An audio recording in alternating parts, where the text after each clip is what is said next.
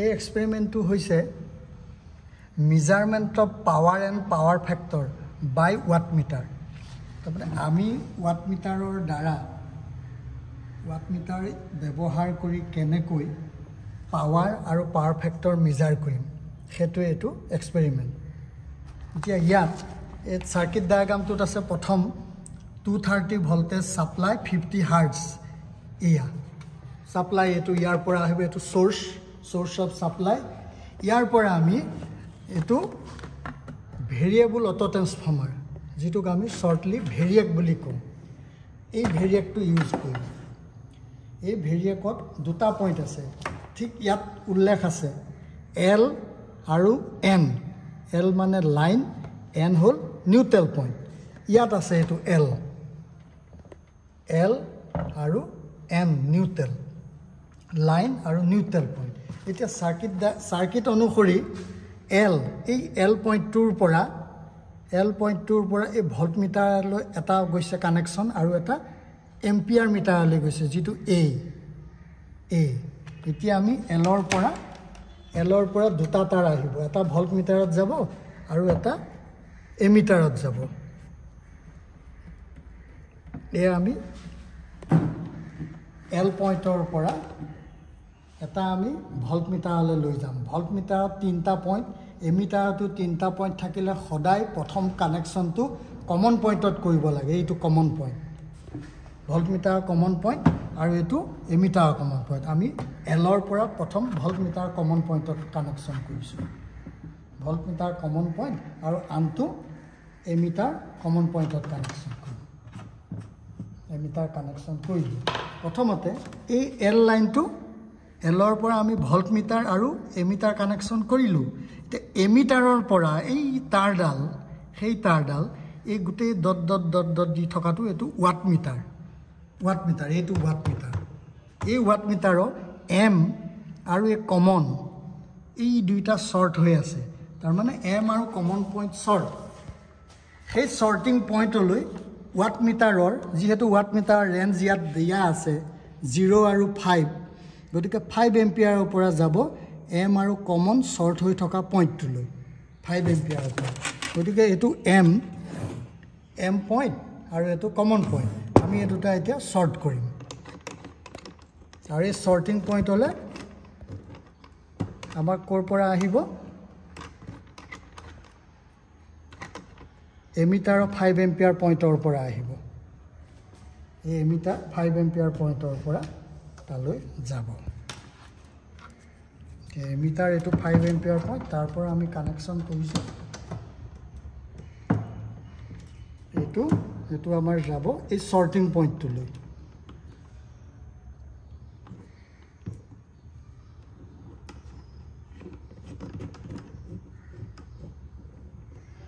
M আৰু common point শ্বৰ্টিং, সেইটোলৈ আমাৰ এই 5 এম্পিয়াৰ এমিটাৰৰ 5 এম্পিয়াৰ পইণ্টৰ পৰা কানেকশ্যন কৰিছোঁ। সেই লাইনটো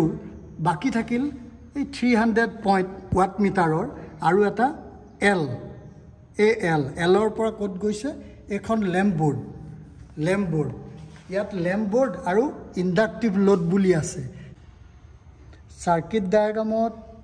লেম্প বৰ্ড আৰু ইণ্ডাক্টিভ লোড বেলেগকৈ দেখুওৱা আছে যদিও আমাৰ এই লেম্প বৰ্ডখনত এইটো ইণ্ডাক্টিভ লোড। আমি পুৰণা চক ব্যৱহাৰ কৰোঁ যে, এইটো ইণ্ডাক্টিভ লোড হয়,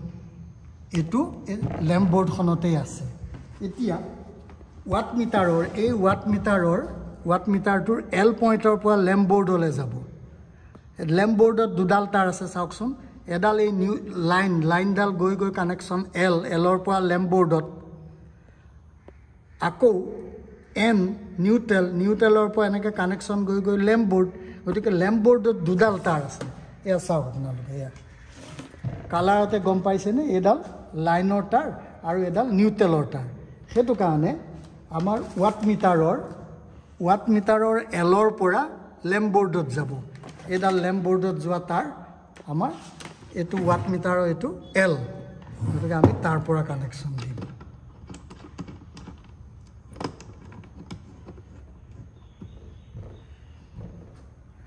দিলোঁ। এতিয়া এলৰ লাইনটো আমাৰ কানেকশ্যন কৰি হৈ গ'ল। এতিয়া এনৰ পৰা দিম। এতিয়া ভালকৈ চাব আপোনালোকে এন মানে নিউট্ৰেল পইণ্টৰ পৰা এই যিটো ভেৰিয়েক আছিলে ইয়াত এন সেই এন পইণ্টৰ পৰা ভল্ট মিটাৰটোৰ 300 পইণ্টলৈ এটা যাব তাৰপিছত আকৌ এটা যাব ৱাট মিটাৰৰ 300 পইণ্টলৈ যাব আকৌ এটা যাব লেম্প বৰ্ডলৈ এই যিডাল কলা তাৰ আছিলে এইডাললৈ ক'ৰ পৰা যাব ইয়াৰ এন পইণ্টৰ পৰা তাৰমানে এন পইণ্টৰ পৰা তিনডাল তাৰ যাব এডাল যাব ভল্ট মিটাৰ 1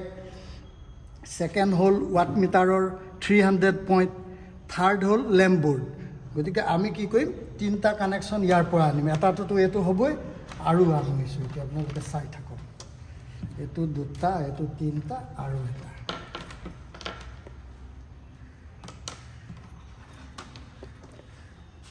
এই তিনিটা আমি লগ লগাই লওঁ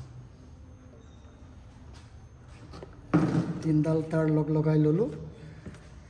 এই তিনডাল আমি এনৰ পৰা আনিম নিউট্ৰেলৰ পৰা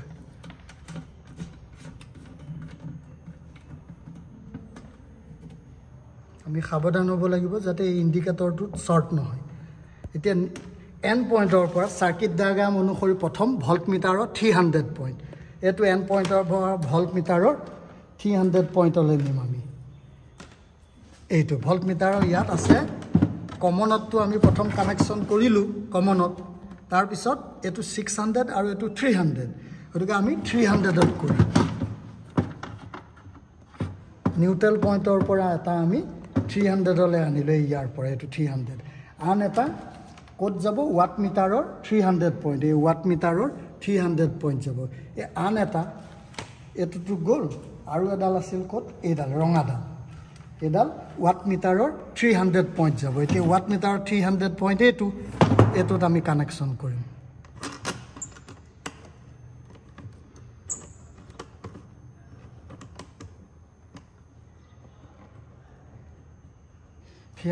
এতিয়া আমাৰ কানেকশ্যন মোটামুটি সম্পূৰ্ণ হ'ল এতিয়া আমি মূল এক্সপেৰিমেণ্টটো আৰম্ভ কৰিম এতিয়া প্ৰথমতে আমি ইয়াত এই ভেৰিয়েকটোলৈ লাইনটো আমি দিম ভেৰিয়েকলৈ লাইন দিম এই চাওক চুইচ অন কৰিলোঁ এতিয়া আমাৰ হিচাপ মতে 230 ভল্ট দিব লাগে আমি এই ভল্ট মিটাৰ লগাইছোঁ যদিও এইটো এনালগ হয় আমি এই ডিজিটেল মাল্টিমিটাৰত ভল্ট মিটাৰটো জুখিম ভল্টেজটো এতিয়া আপোনালোকে ইয়াত চাব এই দুটা আমি ইয়াতে লগাই দিলোঁ চাব ভল্টেজটো চাব আমি কিমান প্ৰথমতে ল'ব লাগে 230লৈকে আমি লৈ যাম ভল্টেজ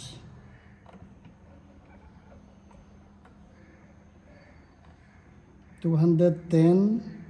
23.7 and 230.56 230 মোটামুটি 230 দিলোঁ ইয়াতো সেই 230 দেখাইছে ভল্ট মিটাৰত এনালগ যদিও কাৰেণ্ট 0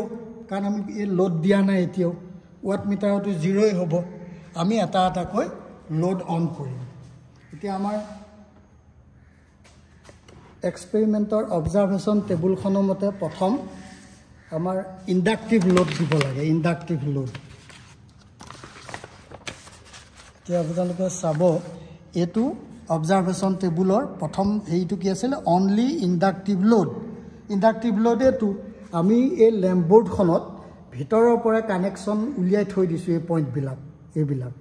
এইটো IND লিখিছোঁ এইটো লেম্প 1 L1 L2 আৰু L3 লেম্পৰ কাৰণে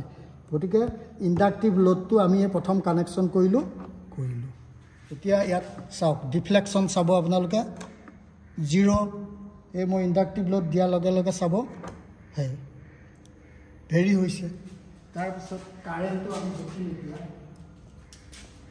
কাৰেণ্টটো আমি এমিটাৰত দিছোঁ যদিও এই ক্লেম মিটাৰটো ব্যৱহাৰ কৰিম কাৰেণ্ট চাওক 0.4 এম্পিয়াৰ ইয়াতহে অলপ ইনক্ৰিজ হৈছে আৰু এতিয়া তাৰপিছত লেম্প 1 দিম এইটো L1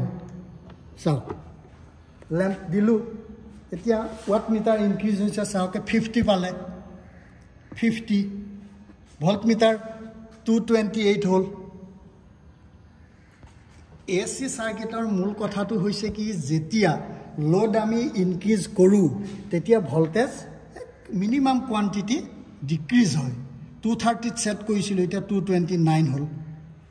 কাৰেন্টটো ঠিক তেনেকৈ বাহিল এটোত চাওক আমাৰ কারেন্ট 1.0 হ'ল বা 0.9 ফ্লাকচুয়েট হৈ আছে এবাৰ L2 দিম আমি L2 দিম L2 L2 আমি দিছো L2 দিছো আপোনালোকে চাওক এ ইনক্রিজ হৈ আছে ভোল্টেজ টু 228 হ'ল 228 হ'ল ভোল্টেজ কারেন্ট টু 0.9 ৰ পৰা বা 1 ৰ পৰা 1.6 হ'ল ওয়াট মিটার চাওক 50 আছিল এতিয়া 95 হ'ল 95 হ'ল আকৌ শেষত আমি ল্যাম্প 3 টো দিম 3 টো দিলো 3 টো দিয়াৰ পিছত আমাৰ ওয়াট মিটাৰ চাওক এতিয়া কিমান আহি গ'ল এতিয়া এটো